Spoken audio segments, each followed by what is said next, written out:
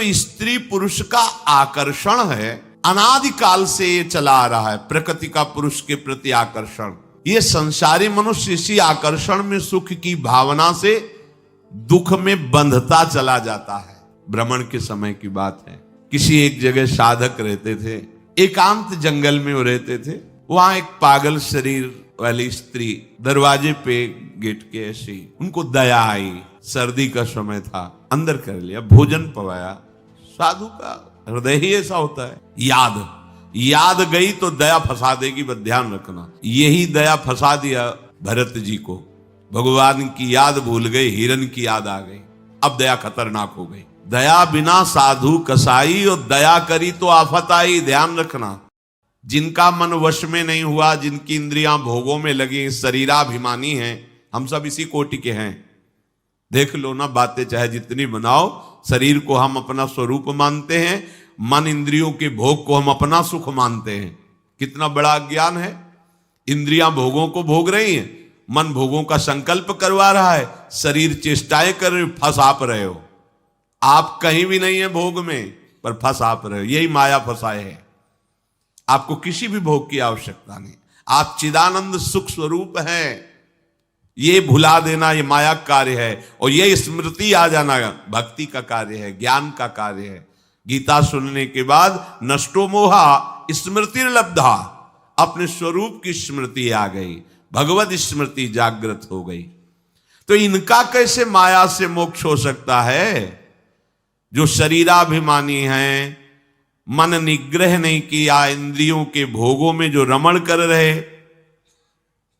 तो बोले पहले विचार करना चाहिए। विचार शब्द सबसे पहले आया है।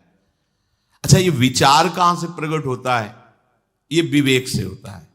विवेक से विचार होता है। बुद्धि तो बेकार की बात है। यही तो हमें फंसाया है बुद्धि। यही तो निश्चय करती, इसमें नहीं उसमें सुख है, वहां उस पद में सुख है, उस संपत्ति में। यही तो बेईमानी कर रही बुद्धि। अब बुद्धि के ऊपर कोई बैठे तब समझ में आए, वो है विवेक। और ये विवेक केवल साधु संग से मिलता है। बिन सत्संग विवेक न होई, और सत्संग केवल भगवत कृपा से मिलता है। ये आपके प्रयास से नहीं, आपके भाग्य से नहीं है। बिन सत्संग विवेक न होई, और राम कृपा बिन सुलभ न सोई। सत्संग मिल गया, मानो हमारे ऊपर भगवान की विशेष कृपा हो गई। अब इस विशेष कृपा में विवेक जागृत होता है, फिर उससे विचार होता है। कहते विचार करके देखे कि ये जो स्त्री पुरुष का आकर्षण है, अनादिकाल से ये चला आ रहा है, प्रकृति का पुरुष के प्रति आकर्षण। ये संसारी मनुष्य इसी आकर्षण में सुख की भावना से दुख में बंधता चला जाता है। बहुत बड़ी विचित्र लीला भगवान की है। बहुत, इसीलिए चूंकि जो जिनका विवेक जागृत हो, देख के वो कांप जाते हैं। कितनी विचित्र लीला है। किसी एक जगह साधक रहते थे, भ्रमण के समय की बात है। दोष दृष्टि मत करना, माया का प्रभाव ही ऐसा है। अगर आप चूक करेंगे तो आप चले जाएंगे, हम चूक करेंगे तो हम चले जाएंगे। चूक नहीं होनी चाहिए। चूक का मतलब आज्ञा उल्लंघन, शास्त्र आज्ञा उल्लंघन, गुरु आज्ञा उल्लंघन, ये चूक है, ये आपको ले जाएगी। भक्तों के संग से ऐसी घनीभूत भक्ति, घनीभूत जिनमें कहीं भी पोलापन नहीं है, ठोस, घन कहते हैं ठोस को। अगर घनीभूत भक्ति है तो भक्तों की कृपा से जागृत होती है। भक्तों की कृपा का स्वरूप उनके वचनों के अनुसार चलना। अगर घनीभूत भक्ति नहीं, उसमें पुलापन है, तो फिर गिरने के चांस हैं। एकांत जंगल में वो रहते थे, पूरे आश्रम में अकेले। 2, 4, 10 लोग दिन में आ जाते थे, शाम के नहीं। वहां एक पागल शरीर वाली स्त्री दरवाजे पे गेट के ऐसी,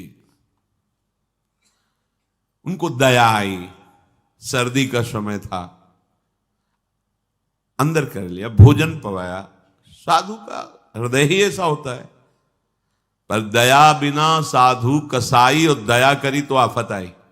दोनों बातें ध्यान रखनी चाहिए। दया अगर भगवत स्मृति चल रही है तो तुम्हारी ठीक है, और अगर भगवत स्मृति में बाधा पड़ जाए तो दया छोड़ के तुरंत भाग पड़ना चाहिए, याद संभालनी चाहिए।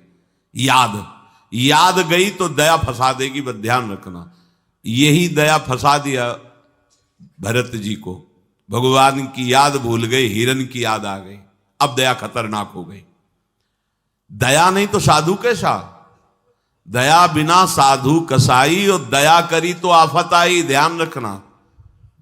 भगवान भी सावधान कहते हैं, करुणा करो सब पे, दया पर निर्मम होकर, ममता नहीं होनी चाहिए। अगर ममता हुई तो चूक हो गई, फिर तो गए।